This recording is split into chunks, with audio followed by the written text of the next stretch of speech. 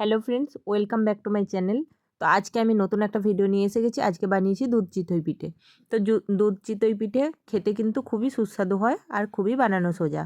তো তোমরা একবার ট্রাই করে দেখতে পারো, কিন্তু আশা করি তোমাদের ভালো লাগবে। তো চলো ভিডিওতে আসি।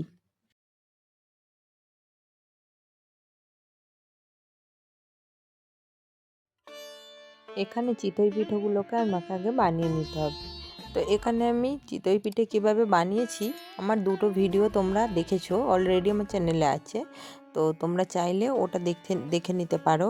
সুজি দিয়ে আর একটা চালের গুঁড়ো দিয়ে, দুটো দিয়েই আমার বানানো আছে। তোমরা পারলে ওখান থেকেও দেখে নিতে পারো। আর এখানেও দেখো আমি খুব সহজেই দেখিয়ে দিচ্ছি। সুজিকে ভিজিয়ে রেখে কিছুক্ষণ, তারপর সুজিটা একটু ফুলে গেলে তারপর সেটা মিক্সিং বোলের মধ্যে দিয়ে পেস্ট করে নিয়ে একটা সুন্দর মোটা পেস্ট তৈরি করে নিতে হবে, বেশ স্মুথ পেস্ট দিয়ে তারপর তার মধ্যে শুকনো নারকেলের গুঁড়ো দিয়ে এটাকে ভালো করে ঘেঁটে নিতে হবে। বেশ কিছুক্ষণ ধরে কিন্তু এটা ফাটিয়ে নেবে, নইলে কিন্তু এটা খুব একটা ভালো হবে না, তবেই ফুলে উঠবে। তো যত বেশি এটা ঘাঁটবে তত ভালো হবে পিঠেটা। তো দেখো আমি এইভাবেই সুন্দর করে ঘেঁটে নিলাম।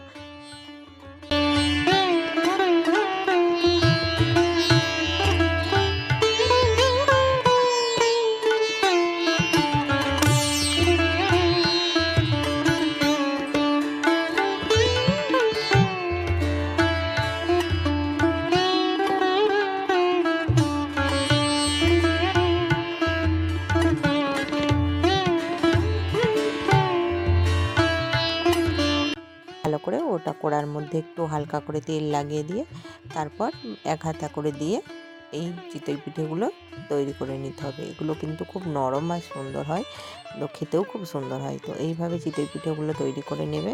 প্রত্যেকটা চিতই পিঠে হয়ে যাওয়ার পরে দুধটা আমি রেডি করে নেব, তারপর দুধ চিতই পিঠে তৈরি করে নেব।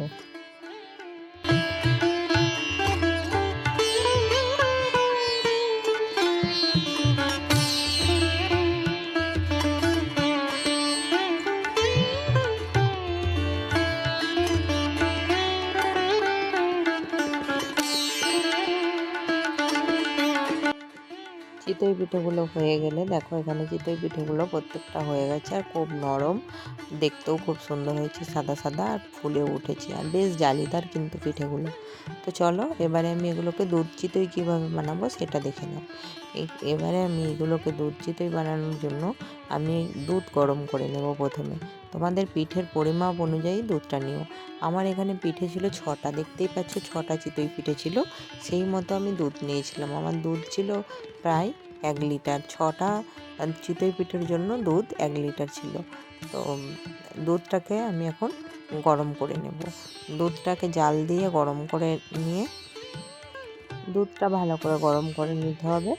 এখানে চাইলে তোমরা কিন্তু আমুলের যে গুঁড়ো দুধটা হয় ওটাও 1 প্যাকেট মিশিয়ে নিতে পারো, তাহলে কিন্তু খুব তাড়াতাড়ি দুধটা মোটাও হয়ে যাবে আর খেতেও কিন্তু ভালো লাগবে। আমি এখানে আমুলের দুধটা মেশালাম না, তার কারণ যেই দুধটা আছে এখানে, এই দুধটা আমার ফুল ক্রিমি দুধ।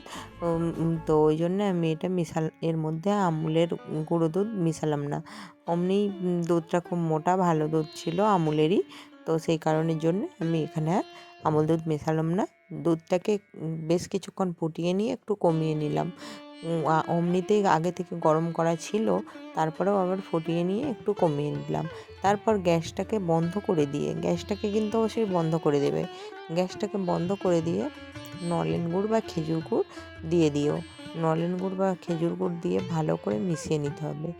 নেয়ার পরে এখানে যেটা দিতে হবে, খুব অল্প পরিমাণে একটু লবণ, একদম অল্প পরিমাণে লবণটি দিও। যে কোনো মিষ্টি খাবারে একটু লবণ দিলে তার স্বাদটা আরও দ্বিগুণ হয়ে যায়। এরপর আমি প্রত্যেকটা পিঠেকে এখানে একটা একটা করে ডুবিয়ে দেব।